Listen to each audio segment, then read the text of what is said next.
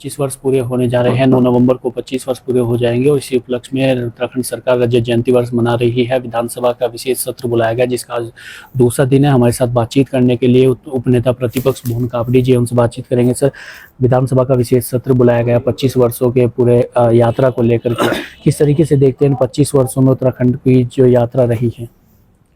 देखिए, सबसे पहले तो आपके माध्यम से उत्तराखंड के राज्य आंदोलन में शहीद हुए सभी सैनिकों को श्रद्धा सुमन, हमारे सभी आंदोलनकारियों को श्रद्धा सुमन अर्पित करते हैं और राज्य आंदोलनकारियों को प्रणाम करते हुए जो है सभी प्रदेशवासियों को रजत जयंती की बहुत बहुत बधाई, शुभकामनाएं।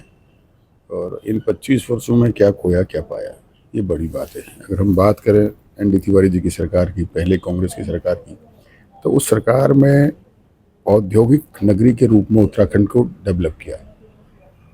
राज्य में शिक्षा के क्षेत्र में नए नए डिग्री कॉलेज, लगभग 24 से ज़्यादा डिग्री कॉलेज, हजारों की संख्या में स्कूलों का उच्चीकरण और स्वास्थ्य के सेवाओं को जो है कि बहुत तेज़ी से बढ़ाया गया और कनेक्टिविटी, रोड कनेक्टिविटी को बढ़ाया गया। और तिवारी जी की सरकार में हमारे उत्तराखंड के युवाओं के लिए रोजगार पैदा हुआ। फिर खंडू जी की सरकार में, गुड गवर्नेंस हम उसे कह सकते हैं, उन्होंने सरकारी रोजगार में इंटरव्यू को ख़त्म किया।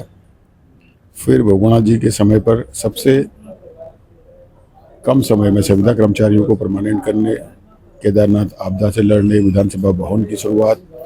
फिर उसके बाद हरीश रावत जी ने केदारनाथ को पुनर्स्थापित करने में और पुनर्स्थापित करके राहुल गांधी को पद यात्रा कराकर ये संदेश दिया कि देश दुनिया को कि उत्तराखंड की 4 धाम यात्रा सुरक्षित है, सब लोग यहाँ आ सकते हैं।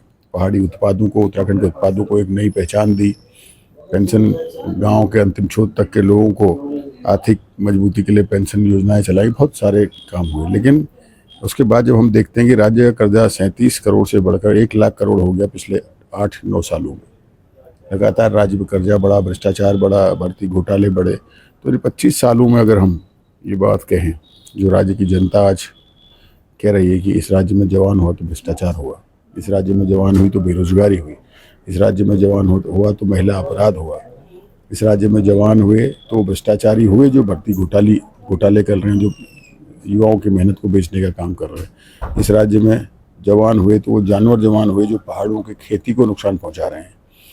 तो आज हमें समीक्षा करनी पड़ेगी कि इस राज्य में सबसे ज़्यादा कुछ जवान हुआ तो भ्रष्टाचार हुआ, और आज भ्रष्टाचार चरम पर है। जो बात मैंने कही भी पहले कि सबसे पहले जब तक हम भ्रष्टाचार में अंकुश लगाकर राज्य के प्रति, राज्य के कर्मचारियों का सेवा भाव, समर्पण और राज्य को आगे ले जाने के लिए निस्वार्थ भाव से सेवा भाव पैदा नहीं करेंगे, तब तक राज्य में मुझे लगता है कि जिस ऊंचाई पर हमें ले जाना चाहिए वहाँ तक हम नहीं पहुँच पाएंगे।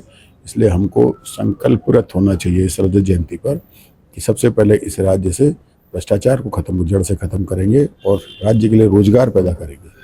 और जो राज्य का रोजगार अन्य राज्यों के लोगों को बुलाकर आज ये भारतीय जनता पार्टी बेचने का काम कर रही है, जो राज्य के चाहे ठेकेदारी हो, चाहे खनन हो, चाहे अन्य कोई काम हो जिसमें बाहर के लोगों का कब्जा हो गया है, और जो नौकरियां थी समूह गौ और घौ की, समूह गौ और घौ में राज्य का स्थायी निवासी कंपलसरी था, लेकिन आउटसोर्स लाकर उसको भी खत्म करने का काम किया, जिससे आज लड़ने की जरूरत है। आपने विधायक निधि का 15% कमीशन की बात भी सदन में उठाई, इसको लेकर के क्या कुछ? बिल्कुल सही बात है। अधिकारी इतना बेलगाम हो गया है कि विधायक की जो विधायक निधि आती है उसमें भी 15% वो लेते हैं, बिना जो है कि बजट रिलीज किए।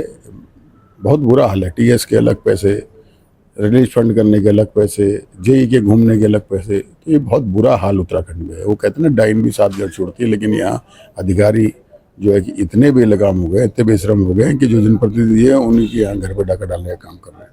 आज मूल निवास और गैरसैंण को स्थायी राजधानी बनाने का मुद्दा भी सदन में उठा, इस पर आपका क्या मत है? देखिए, गैरसैंण हमारे पहाड़ी परिवेश में है। जिस दिन हम गैरसैंण में वो सारी सुविधाएं उपलब्ध करा पाए, स्वास्थ्य की, शिक्षा की, कनेक्टिविटी, उस दिन गैरसैंण को राजधानी बनाना चाहिए। पहले हमें गैरसैंण में वो सारी सुविधाओं को जो है गैरसैंण तक पहुंचाना चाहिए, जिससे कि वहाँ के लोगों को उन सुविधाओं का जो है लाभ मिल सके। राज्य के निर्माण में जो गैरसैंण की परिकल्पना थी, जो पहाड़ की परिकल्पना थी, उसे उस तर्ज पर बढ़ाया जाए। और स्थायी मूल निवास की बात है तो मूल निवास की बात हम करते हैं जरूर, लेकिन उसे पूरा पढ़कर समझकर मूल जमींदारी प्रथा थी तब से मूल निवास को स्टार्ट कर देंगे तो तब भूमिहीनों को जमीन ही नहीं मिलती। जब केंद्र सरकार ने, राज्य सरकार ने भूमिहीनों को जमीन अलॉट करी थी, जमींदारी प्रथा खत्म हुई थी, तो उस समय के बाद उसको कहीं उसकी समीक्षा कर करना चाहिए, लेकिन पहले समीक्षा होनी चाहिए। ऐसा नहीं कि जल्दीबाजी में कोई ऐसा कदम उठ जाए कि जिससे लोगों को नुकसान हो जाए। अब जैसे राज्य आंदोलनकारी का बिल हमने विधानसभा में पास कर गवर्नर के यहाँ भेजा और उसके बावजूद भी आजकल राज्य आंदोलनकारी और उनके आश्रित उसका लाभ नहीं ले पा रहे 10% क्षैतिज आरक्षण का। तो ये सरकार की कमी है, क्योंकि आज विधानसभा में इस बात का किसी सदस्य ने जिक्र भी किया कि हम लोगों ने जो विधेयक बनाया था उस विधेयक में कुछ कॉलम छोड़ा था जिसको अधिकारियों ने भर दिया और उसे अटका दिया। तो इन अधिकारियों की मंशा राज्य के प्रति नहीं है। ये देखते हैं कि हमारे रिटायरमेंट के बाद कहाँ हम किस पोस्ट पर जा सकते हैं, किस पोस्ट के लिए अपने आप को जो है 60 साल नौकरी के बाद 2 साल एक्सटेंशन के बाद फिर कौन सी जगह पर हम बैठ जाएं कि हम जो है लूट मचाएं। इस मानसिकता से जो है अधिकारी जो हमारे प्रदेश में काम कर रहे हैं। तो ये तुम्हारे साथ उपनेता प्रतिपक्ष मोहन कापड़ी ने साफ तौर पर सभी विषयों को लेकर अपनी बात रखी है। हम अपने सहयोगी रोहित के साथ मरून सैनी, जनता टीवी देहरादून।